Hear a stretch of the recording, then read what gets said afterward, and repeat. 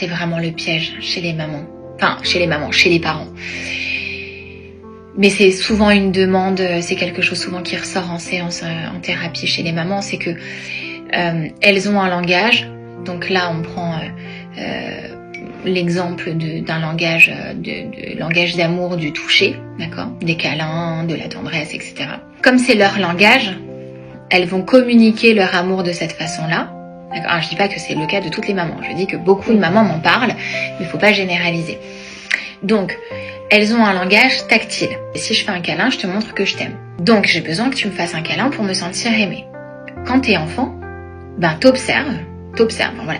Quand tu sens que ta mère, elle est vraiment en demande d'amour, donc / pour elle en demande de câlin, eh bien, essaye d'observer si ton père lui fait beaucoup de câlins et est très tactile avec elle.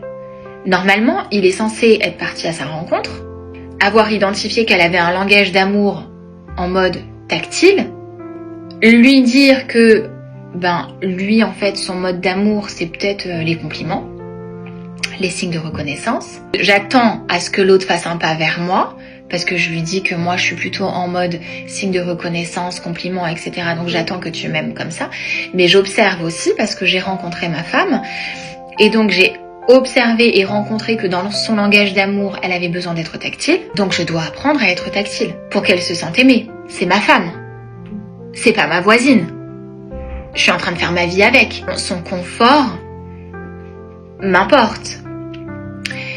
On a une relation qui est dite, en plus la société le dit comme ça, on a une relation d'amour. D'accord ? On n'a pas une relation amicale. On n'a pas une relation de gestion de copropriété où on n'est pas collègue dans une crèche à s'occuper d'enfants. Une relation amoureuse. C'est important que ma femme me témoigne son amour en essayant aussi d'apprendre mon langage, et c'est important que moi j'apprenne à aimer ma femme en essayant d'adopter un peu son langage. Et là, toi en tant qu'enfant, t'observes que ton père, il est pas très tactile avec ta mère. Donc quelle conclusion tu fais ?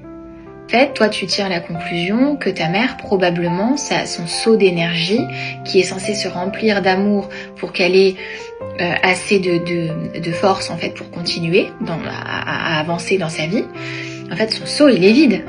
Vu que son seau se remplit d'amour et que la particularité de son seau, quand il se remplit d'amour, c'est une particularité tactile. Donc, si elle n'a pas de tactile, il n'y a pas de graines d'amour qui viennent se mettre dans son seau.